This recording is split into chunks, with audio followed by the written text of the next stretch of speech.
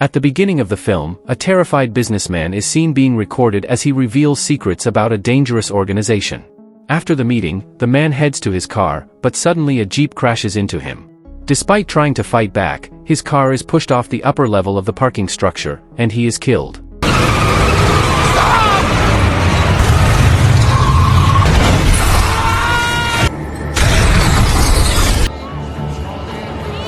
We are then introduced to Will Gerard, an English teacher who is out on a date with his wife, Laura, a musician.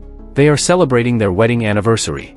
On the TV, they see news coverage about the man's death and comment that even though the city is falling apart, they're still able to enjoy themselves.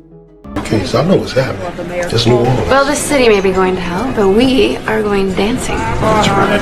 That night, they go dancing with Will's best friend Jimmy, who's also the principal at Will's school, and his wife.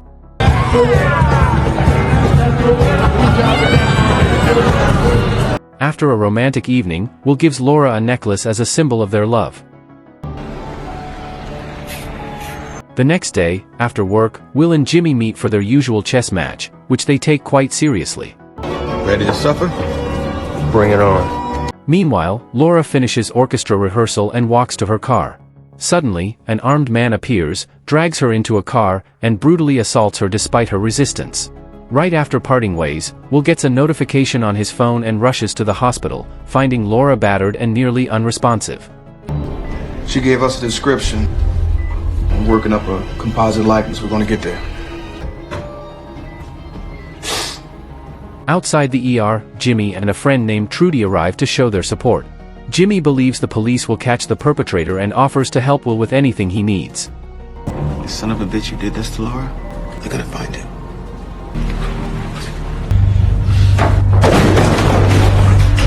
While Will sits alone in the waiting area, a well-dressed man approaches him and introduces himself as Simon. He says he's been through the same thing and claims to know who attacked Laura, a repeat offender named Hadj.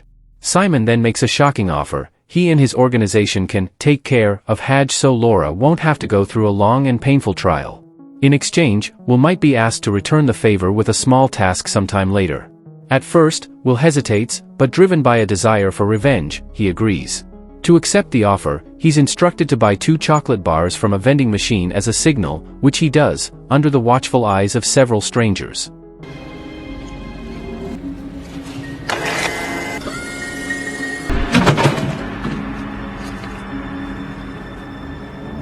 That night, Hadj returns to his apartment, seemingly pleased after stealing Laura's necklace. Suddenly, a gloved man appears and holds him at gunpoint. Hadj tries to fight back, but is ultimately shot and killed. What the fuck? You raped a woman tonight.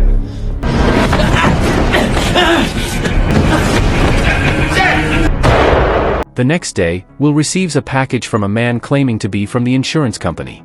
Inside, Will finds a photo of the dead Hadj and Laura's necklace. He shares the news with Laura, who is still recovering, and she breaks down in relief. He's dead. Committed suicide. I talked to the police this morning.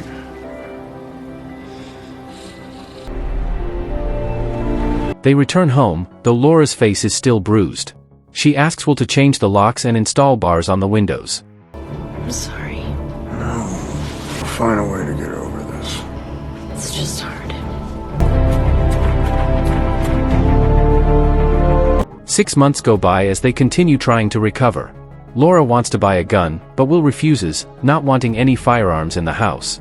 Still, Laura secretly takes shooting lessons and buys pepper spray. Bring the gun to your eyesight. Pick up that front sight, rear sight. And there's your pepper spray. Take care. Thanks. One night at a bar, Will receives a call from Simon asking to meet. He's instructed to buy gum from a store and exit through the back door, where Simon is waiting in a car. Will reluctantly gets in, and Simon hands him an envelope. He's asked to mail a letter at exactly 4:15 p.m. the next day. At the zoo, where the mailbox is located, Will receives a call telling him to open the letter. Inside is a photo of a man with his family and a phone number. Simon instructs Will to monitor the man and give the signal using the phrase, "The hungry rabbit jumps." Will follows the man's wife and kids around the zoo but never sees the man himself.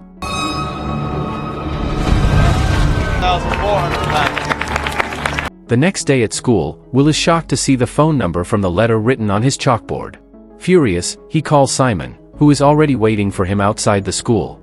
Will refuses to continue working with them, feeling his privacy has been violated, but Simon reminds him of their agreement. I need you to do one more thing. Will, a promise is a promise, okay? I'll be in touch.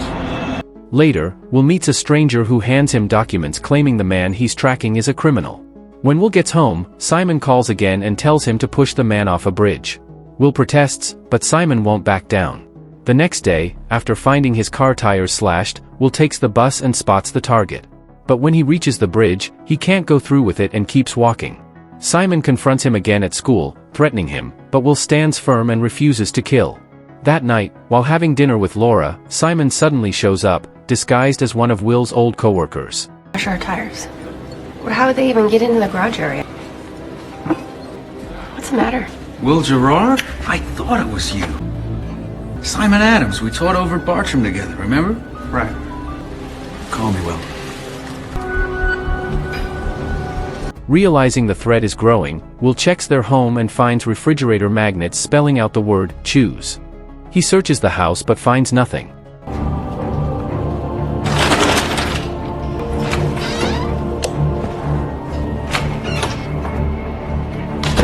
Honey, I think I left something in the car. I'll be right back.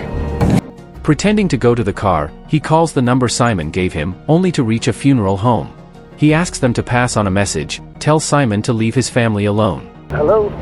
Courtesy Funeral Home? What to make Tell Simon to leave my wife the fuck alone. When Will returns home, the front door is open and Laura thinks he just stepped outside. She also sees the word, choose, on the fridge again. The next morning, Will gets off the bus at the same bridge and sees the target do the same. Will tries to talk to him, but the man gets suspicious and attacks Will.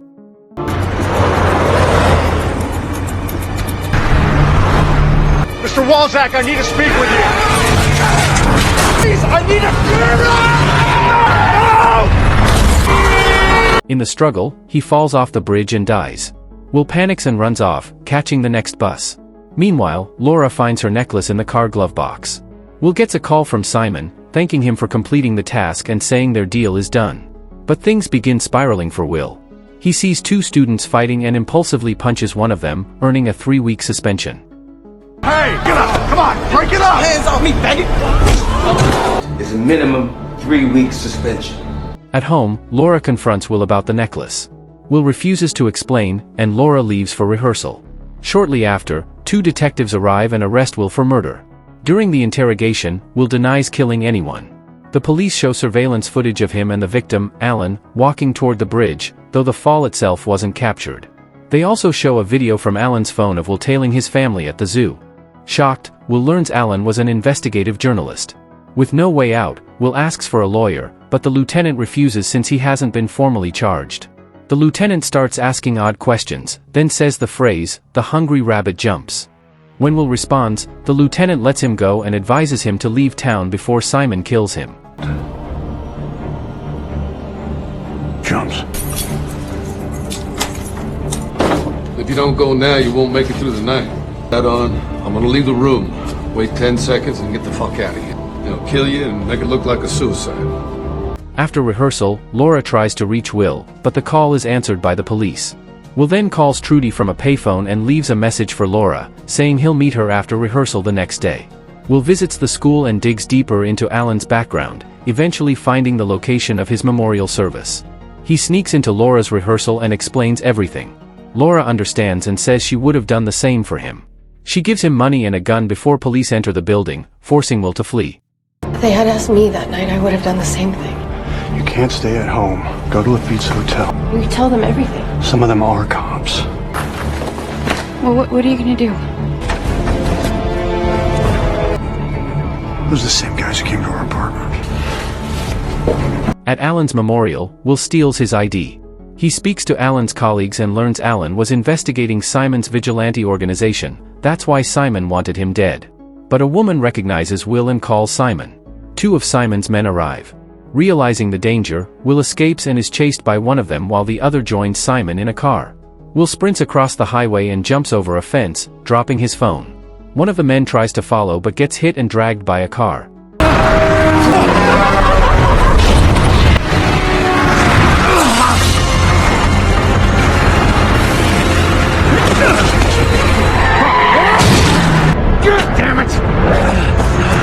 Laura leaves her apartment and is approached by a detective who claims to have evidence to clear Will. But halfway through the ride, Laura realizes they're not cops. She pepper sprays them and escapes.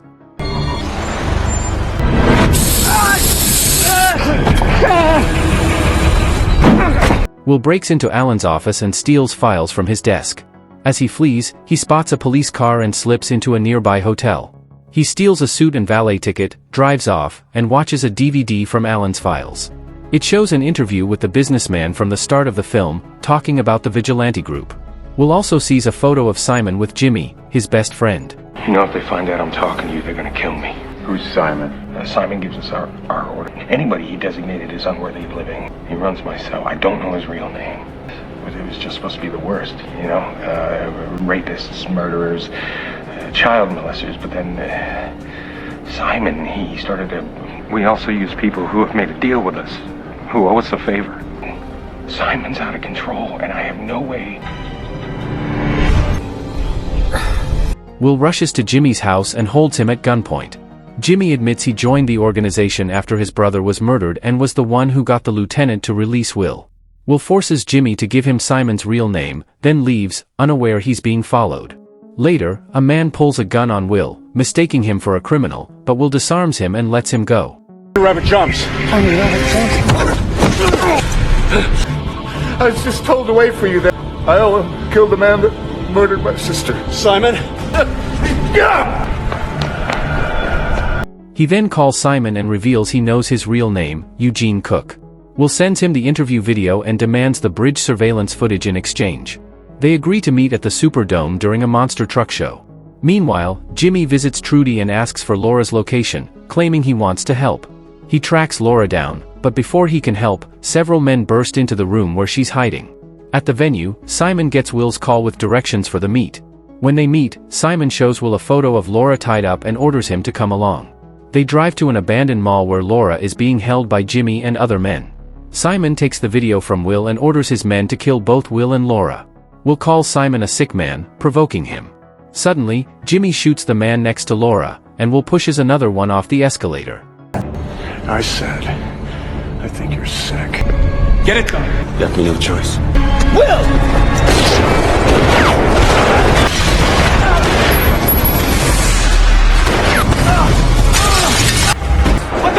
Jimmy! Jimmy and Simon exchange fire, as Jimmy reveals he didn't join the group to kill innocent people. Jimmy is shot in the chest and dies. Laura escapes, but Simon chases her. Will tackles him, and they fight until both tumble down the escalator. As Simon is about to shoot Will, Laura shoots him first, killing him.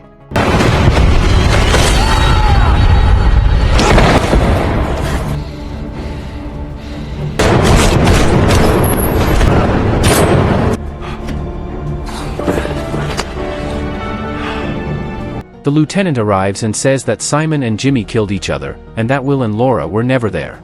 He also invites Will to join their organization, but Will declines. Later, Will is cleared of all charges when footage of his confrontation with Alan is made public. He goes to Alan's old office and gives the interview video to a reporter. As the reporter takes the footage, he says, the hungry rabbit jumps, then walks away, revealing that he, too, is part of the organization. Will is left in shock.